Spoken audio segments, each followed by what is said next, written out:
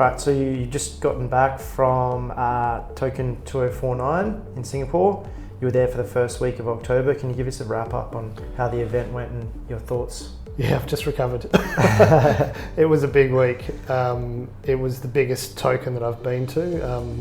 I've been going to them since 2018 and across multiple countries, and this was by far the biggest crypto event that I've been to. I heard 25,000 people were there. It was every level of the Marina Bay Sands Expo Centre. So you had 5 levels of exhibits, speaking venues and other things to interact with. There was people everywhere. It is the first time I have not had a chance to see a single speaker. That's how busy it was, and that's how many people were there and connecting with. Good news though is just in the last couple of days, all the sessions are now available on YouTube. So you can, if you didn't even get a chance to get there, you can actually watch all those videos. But I think the thing was the market's alive, innovation's still really healthy, real world assets are starting to push through. I think again there's a lot of businesses that are doing a lot of similar things across the globe. One thing that I really noticed was Australian businesses with the regulations and what we're subject to are doing it in the Australian marketplace. Other businesses are doing it on a global stage, and that's one of the restrictions that we have in Australia and operating in Australia. To actually have to go external, it's a big jump, whereas they can attract customers from reverse inquiry.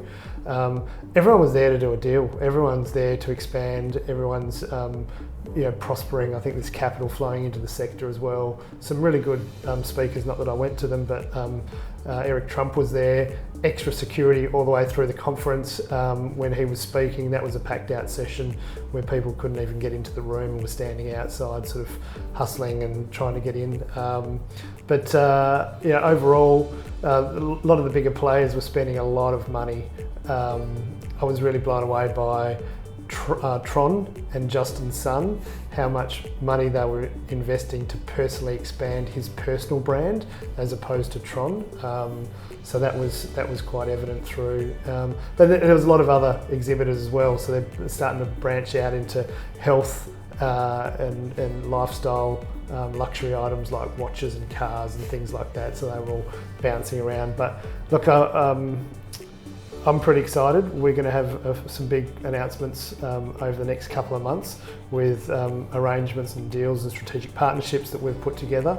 We were going to look for a lot of good international crypto funds and strategies. We're talking to just under 10 at the moment, and we'll whittle that down to probably 3 or 4 that we'll bring on board, but some really exciting investment strategies out there that we're looking to bring to the Australian marketplace, but also strategic partnerships within Australia to expand Alpha Node Capital's offerings, which is quite unique because we've just launched our personal services or personal advice part of our business, which will be able to sit down with an investor and talk them through how they allocate to digital assets, how much that should be and what a portfolio should look like, and then helping them execute in a safe and compliant manner. And this hasn't been done before in the Australian marketplace. We're pretty excited to bring that forward, and we're pretty excited to partner with a lot of good quality organisations in Australia that need that support for their existing customers. So Token was a whirlwind. I've just recovered, took a week off afterwards, come back, and definitely encourage anybody to go to it. Can I ask how your whiskey and cigar night went? You obviously hosted that event. It's been very successful for you in the past. Yeah, how did that go? Were you happy with how things ran? Yeah, it was hugely successful. We had 2 nights and we split it this year. We had Monday night, we made it a side event, official side event, had about 1,500 people apply to go in. It's an intimate event where we have 40 or 50 people. And so that night was really good, sort of meeting new people and interacting with people from all over the world and seeing what they can bring to the table, all C-level executives or founders. And then on the Thursday night, we made it an invite-only private for our inner circle, and that went till 4 a.m. in the morning, and there was a lot of business discussions had, but a lot of relationship building as well. I had a cigar headache for about 2 days afterwards. Not that I smoke cigars, but just the smoke afterwards. We took West Australian whiskey up there, award-winning whiskey from Lime Burners and Great Southern Distillery. That was a real big hit. But I think just a nice, tight, intimate room was a real good escape for a lot of people that, you know, got away from the 25,000 people that were running around and actually got to have some good quality discussions in a room that didn't have loud, you know, nightclub music. So that went really well.